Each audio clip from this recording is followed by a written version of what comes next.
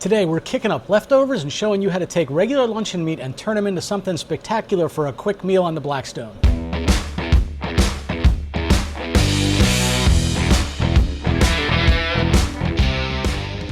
You know how during a weeknight sometimes you just don't want to do a whole lot of meal prep, but you've got leftovers or you have luncheon meat?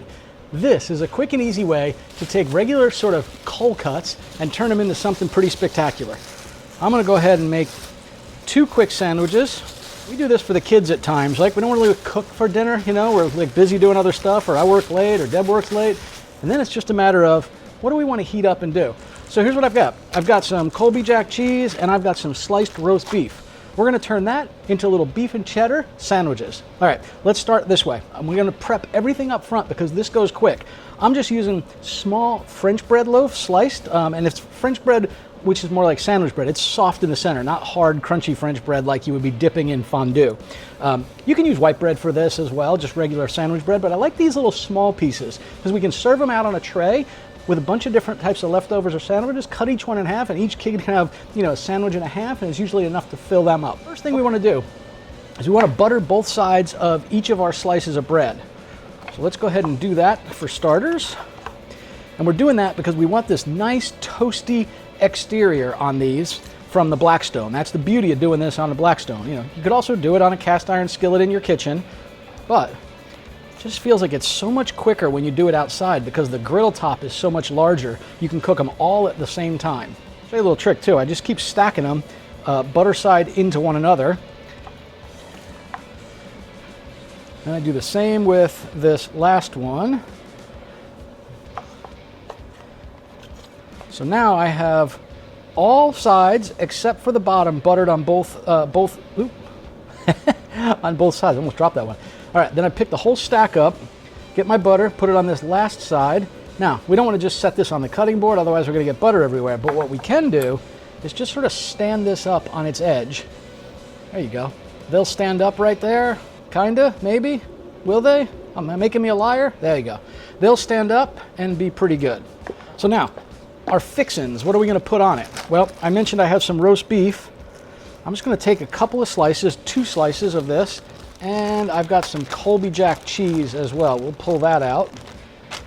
So, first things first, what I want to do is I want to cut this roast beef into little strips, and the idea is this way we can sort of score it around and scoot it around on the griddle, and we're just going to cut them up into little sort of chunks here.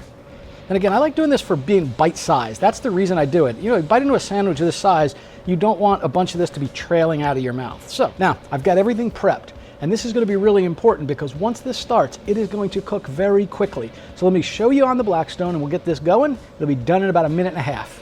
Got our Blackstone on here on low. I'm just going to go ahead and put a little bit of oil on here, and then spread it thinly. All right. Now, the first thing I'm going to do is I'm actually going to put our bread on, and it's because I want one side of this to get nice and toasted. You can already hear it sizzling a little bit. Perfect. I'm going to take our roast beef. I'm just going to drop it right into a little pile here. Now, I like to add just a little bit of water because I want this to stay nice and moist. If you have a dome, now is the time to pop your dome on there, let them steam just to warm up a little bit. I'll lift my dome up, we're just going to flip these guys over. All we're trying to do is get them nice and warm all the way through. Cover that back up.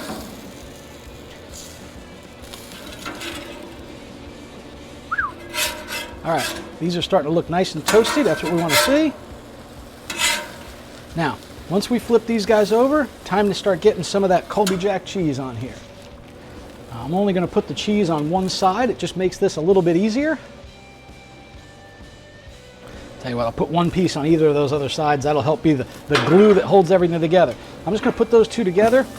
Actually, move that over to the side.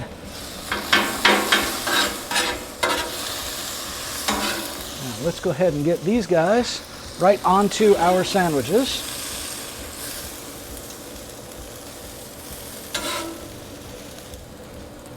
Use that to melt some of that cheese a little bit more. Do the same thing over here.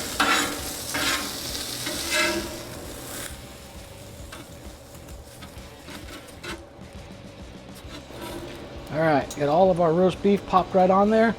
Take this guy, we'll put it over on this one while we start to assemble this one here. Again, we're just gonna flip that, and we're gonna toast it here a little bit more. Same with this guy. We just wanna go ahead and flip a lid onto this one. Push down a bit, and then we're gonna flip it over. Nice toasty on this side. Same thing here, we'll flip it. Oh, look at that. Take these guys and we'll just get them right on our little serving tray. And there we have kicked up leftover luncheon meat. Let's just scrape this down real quick.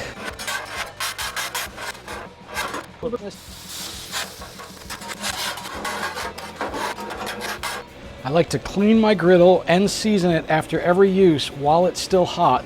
It's the best time to do it. If you get in this habit, you will save yourself a lot of maintenance time on these griddles. Now I'm just going to rub this oil back and forth. Give it a nice coating of oil on here. So I rinsed it off with that water a moment ago. The same on this side, even though I didn't cook over here very much.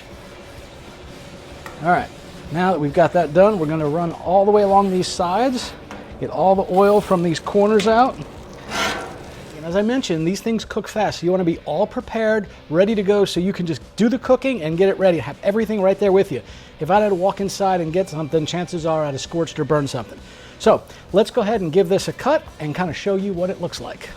There you go, kicked up leftover luncheon meat. Let's go ahead and give one of these a nice slice into it. Kind of show you just what this looks like. There you go. Get a sense for it. Simple, easy, and it's not like just having a roast beef and cheese cold sandwich. Let's give it a shot. Just like that, it's time to try a kicked up roast beef and cheese sandwich. Looks and smells great, and I love the crispy toast on the outside, yet the bread is still sort of soft in the center. Give this a shot. That's really good. What would be even better on this is a pickle or a little bit of mayo. I'm having these with no condiments on it. Mayo, mustard, ketchup, anything like that. A little bit dry because of that. Again, it's good to use that dome when you're doing the meat. It helps keep it moist, but a little bit of mayo or a pickle on here would be phenomenal. Hope you guys enjoyed this. This is how you kick up cold cuts and leftovers on a Blackstone. All right, another bite. Bye y'all. Safe and happy griddling.